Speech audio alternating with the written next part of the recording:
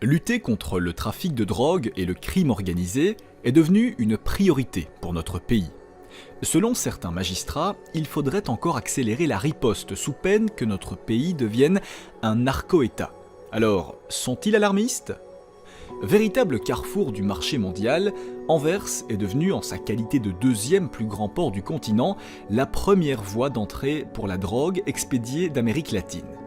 En 2022, près de 110 tonnes de cocaïne y ont été saisies, contre 89,5 en 2021, jusqu'à atteindre une valeur marchande de 5,5 milliards d'euros, un triste record. Déjà, en 2019, sur les 213 tonnes de cocaïne saisies dans les États membres de l'Union européenne, 65 tonnes provenaient de Belgique, 44 des Pays-Bas et 38 tonnes d'Espagne. Ensemble, ces trois pays sont donc à l'origine de 69% de la quantité totale de cocaïne saisie. Ces derniers mois, le trafic de drogue a par ailleurs donné lieu à un accroissement de la violence inédit en Belgique.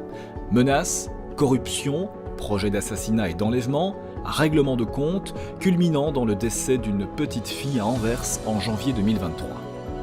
Fin 2022, le parquet indiquait avoir recensé en 5 ans plus de 200 actes de violence liés à la drogue.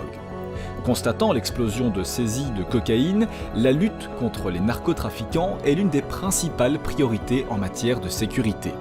Cela se traduit notamment par une intensification de la prévention, des contrôles, des perquisitions et des arrestations. Pour ce faire, le budget alloué par le gouvernement s'avère de plus en plus conséquent. Une approche coordonnée est nécessaire pour lutter contre ce phénomène. Police, justice, douane, coopération internationale, santé publique, services de prévention ou encore pouvoirs locaux. Récemment, le démantèlement du réseau Sky ECC a remis en lumière le rôle central des nouvelles technologies de l'information et de la communication dans le trafic de drogue et les nouveaux enjeux liés. Celui-ci avait permis aux services de police de lancer la plus vaste opération jamais entreprise contre le crime organisé en octobre 2021.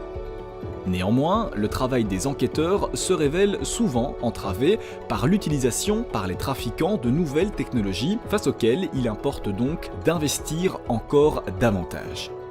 Cet inquiétant constat amène son lot de craintes, d'interrogations et d'enjeux. Quels sont les risques pour la sécurité de notre pays ? Quelles solutions sont mises en place pour endiguer le trafic de drogue et qui sont les acteurs impliqués ? Tout de suite, place au débat.